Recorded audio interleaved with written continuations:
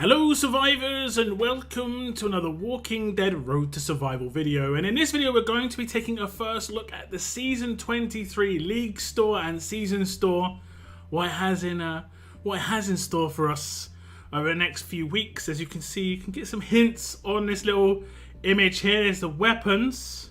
You see the hooks. Is it one hook? Is it two hooks? We'll have to see. And we're going to get like a mod here. It looks like a crit chance mod. We'll get into that in a little bit later in the video, but we'll just start getting into the information. And it says, League Season 23 begins Monday.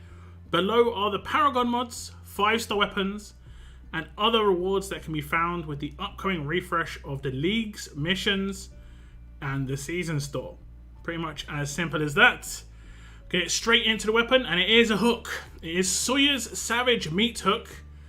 And it is the fast Sawyer that we did get from one of the recent events. So he's going to have like the two weapons. He's got like a chainsaw and a hook. In terms of the visuals, it's going to look pretty cool. I think it's going to look pretty cool in Sawyer's hands for sure. The weapon itself doesn't make much sense in his hands, however, because it is an offensive weapon. It has 35% attack, a huge bonus to AP when attacking, improved leech life. So this is an improved version of the one you can actually craft, I believe. When attacking, a 50% chance to regain HP by regain HP by 120% of the enemy HP lost. Generally, leech life has always been seen as not a great, weapon upgrade, but like it could potentially be good in a PvE game mode that doesn't exist. Like if they ever do a PvE game mode where this is useful, awesome. And it's generally going to be useful against something that has a lot of HP that you're going to hit a lot of times, that potentially just like slowly whittles down your health, and maybe like the only way you can heal is by healing yourself or something like that.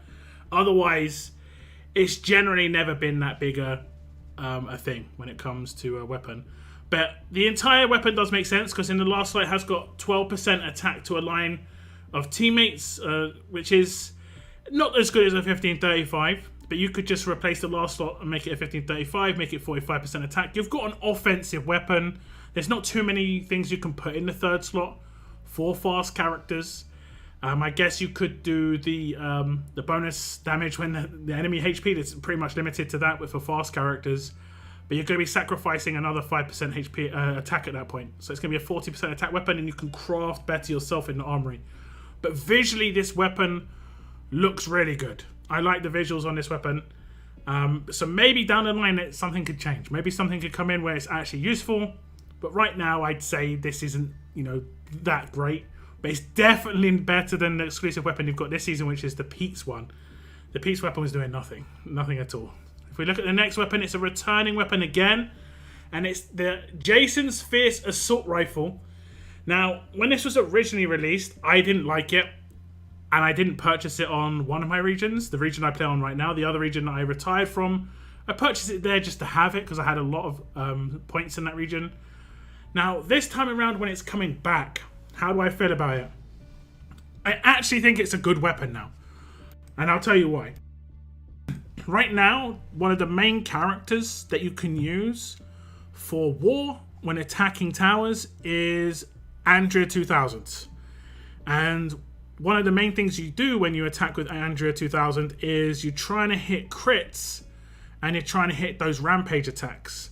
So what you could simply do on this weapon is replace the second slot with crit bonus, just flat crit, and then increase that crit to 40 crit, and then you're getting 2 bonuses to crit, third slot and second slot. You're also getting 2 bonuses to attack, so it would actually be a really good basic attack weapon for Andrea. Or you could use, actually just keep the huge bonus to AP when attacking if you want her to rush more often. I actually think this is a decent one. It had Pete's SMG, or whatever it was, Pete's weapon in this season, had the potential to do this itself. But I think this one's not too bad. The 50% attack when attacking enemies of more than 50% HP in the last slot does stack with the third slot, I believe. So you could potentially swap out the third slot and put that there and make it 45% attack.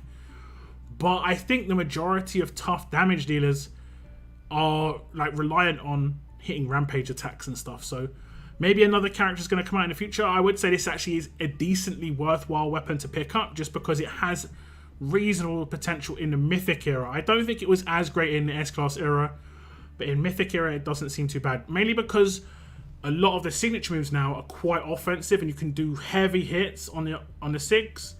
So if you do get those double attack bonuses on the 3rd and 4th slots, it wouldn't be too terrible. But at the very least, you're going to get a tower attack weapon for Andrea 2000. So it's not terrible. Definitely better than the Mia's pistol, for instance. The next is we're going to look at the actual store itself. And I think pretty much everything's remaining the same. You're going to see the TWD gold medals come in. They're going to cost 3,500 season tokens. You can claim up to 6 of these. You've got the 2,500 gold mythic tokens. You can claim these up to 8 times. So that's 2 pulls on the gold mythic wheel. These cost 3,000 season tokens a pop. Then you've got the Savage Meat Hook.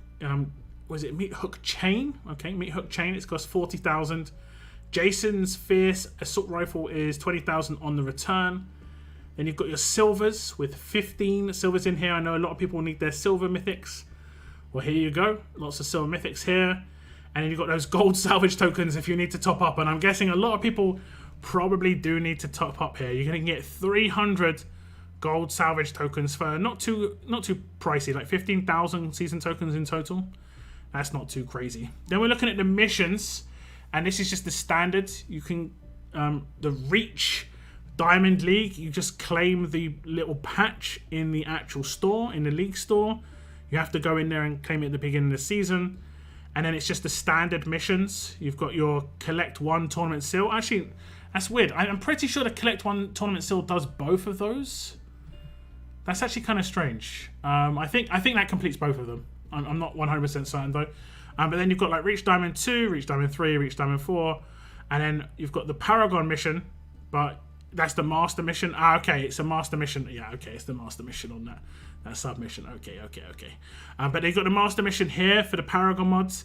And it is a crit chance Paragon mods. And you choose the set. So I don't think this is like that great a mod. It's only going to be really good on maybe like very specific characters. Characters that maybe don't need attack stat. But you still want to have them with a bit of attack just or crit chance. I'm not really sure how this would work. Like potentially in the future, there could be a character that does damage off of, let's say, their defense, and it can still crit, and then it means crit multiplier would be important. Also crit chance, but also defense stat. So that potentially could be important. It'd be strange. It's a strange mod. I'm guessing a lot of people... Actually, I don't know if you can actually hold on to that choice box. You actually have to choose it when you get it. So there isn't really a character at the moment that I think really needs crit as a mod.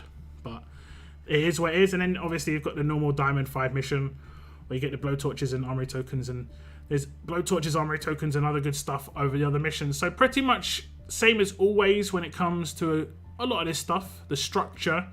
No mention again about League Store. About changing the potential League Store. Obviously, the League Store is a little bit old. It's a little bit dry. There's maybe some tweaks there. But overall, that is the little look at Season 23 of the League Store. So that's it. That's another little preview of another League season coming in. We don't see too much change. We don't see some of it being updated. It has been a while since we've seen any updates to the League section specifically. This has all been Season Store section, which is generally, well maintained, as much as I think a lot of people aren't happy with a lot of the stuff that's in there, be it the weapons. It is generally well maintained and it is decent stuff. I think the League section definitely still needs tweaks. I'm going to be honest, I think it's been like 10 seasons me saying stuff about this, but that's the way it is. That's the way it is. Some things obviously fall by the wayside. It's maybe not a priority, but I think it would help, especially as there's a lot of components in there that people need. They need to get their hands on. To do crafting and upgrade their characters, and it would be nice to have mythic gear in there, for instance. But we'll see if anything changes in the future. I think that's pretty much the rolling theme of all my League season outros. We'll see if things change in the future. But that's it, guys. If you have any thoughts on the weapons and the rewards this time around, do either of those 2 weapons catch your eye? Are you going to try and pick either of them up? Leave your thoughts in the comments down below. But that is the end of my video. I want to thank you very much for tuning in, and as always, keep on surviving, guys. Keep on surviving.